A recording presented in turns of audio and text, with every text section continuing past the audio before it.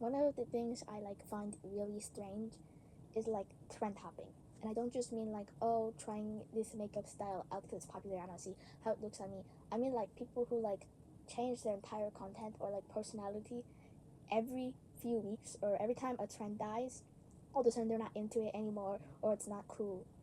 And I'm not like saying this about like teenagers and like young adults because like yeah, everybody goes through like a phase, but it's just like you just stopped being into this and claim to not like it or don't care about it anymore after you were like for some reason obsessed with this like a week ago and now you don't care.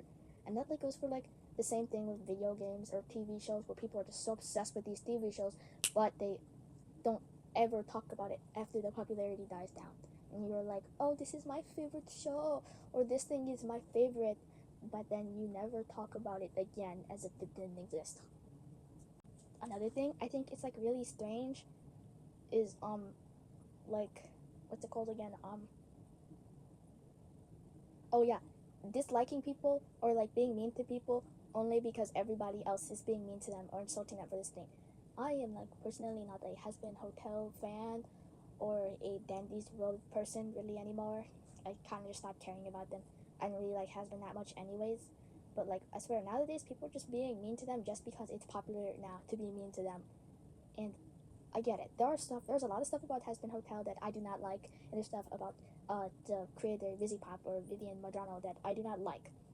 But you shouldn't just be mean to somebody just because they like this show. And the same thing for the fandom. Now I do like understand why you might not like be fond of somebody who still plays Dandy's World, especially about like the Clover situation. But like being mean to people who are like still in their fandom, like still make art of it or animations, that is weird. Especially like with the stereotype that like these people are annoying or they act a certain way. That's just weird. That's like not normal at all. And the same thing for like making fun of people for being upset or like crying about like a TV show or a game. And people are like, it cannot be that deep. Well, you never know. That could have been like an extreme like comfort show for them because like for some people, like when they really love something, like especially in like media, when it ends, they can become really depressed because maybe that was like the one thing keeping them happy, and now they're upset. Which it's okay to be upset about things that you love ending.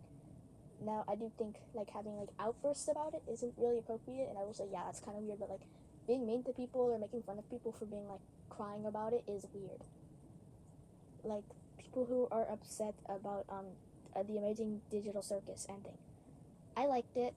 There were like I didn't appreciate the ending, but like I'm not crying about like the fact that it ended. But if someone else is like really that upset about it, that is fine. It's fine to be upset about these things. It's normal and it's very human. Now having like being like extremely rude to people or like having outbursts just because like your favorite show or something ended, that is like not okay and you shouldn't do that. Mental health and like fashion styles or being a part of a certain subculture, like being like combined where people assume like, oh, if you like this then you must be mean or you must be sad and depressed, or like people with like a quote unquote basic style being like these mean popular bully girls, and then people who are alternative being sad and depressed, which is like weird because like you will never know. No matter how someone dresses does not affect like their behavior, because somebody who is like preppy or like basic could be like the nicest person you'll ever meet, and someone who's alternative, they could be the jolliest person you'll ever meet, or they can be the meanest person you'll ever meet. Mental health and like fashion or being in a certain subculture do not have anything to do with each other. Now, are there people who are alternative that are depressed? Yes. Are there people who are not alternative at all that are depressed? Yes, that is very true. It just like they don't overlap. They have nothing to do with each other. There are people who looked what people would say like basic who have unfortunately ended their lives, which is really sad. But like they do not overlap. Same thing with like people assuming that like someone who's like alternative like self harms. That's not normal to think. Like I'm sorry, that's weird and not normal. Like I don't know why you would assume that about someone. And I'm not like saying like, oh, if you self harm then you're not that person or you're weird or you're dumb. That's not true. It doesn't make you dumb. It's just you're hurting a lot, and I hope you get like better if you do relate to that. But it's all just really weird and icky.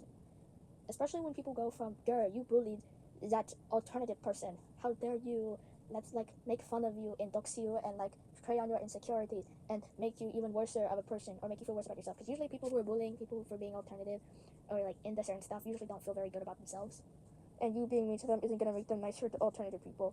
But like when someone isn't nice to basic people, to people who are like basic or preppy or not what they expect, where people are like alternative and they bully non-alternative people typically are just like, okay, well, whatever, and that's not normal either.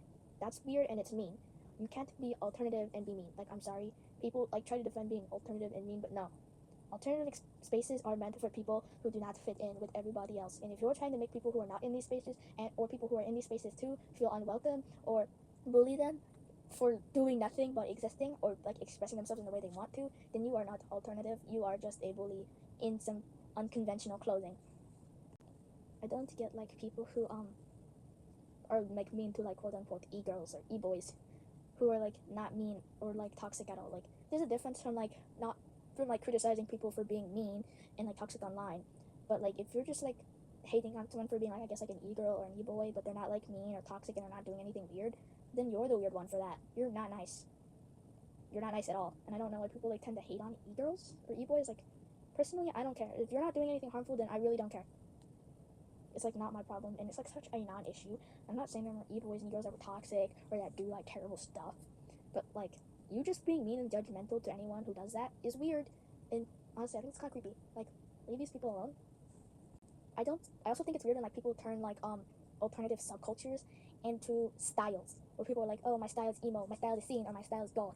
Like, you may be uneducated about this, but like these are not styles; these are subcultures with music, political views and values, and which have fashion to them. Like there's fashion that comes along with it, but they're also like based off of mindsets and lifestyles and a whole entire community. Scene is not a style. Emo, not a style. Goth, etc., not a style either.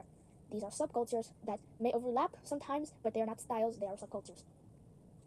And I just think it's whole like weird where people like support a bunch of fast fashion and consumerism and all this waste into these apparent styles that they like to call it, and then like throw it all away. Like they try to build a wardrobe overnight, which is not alternative at all.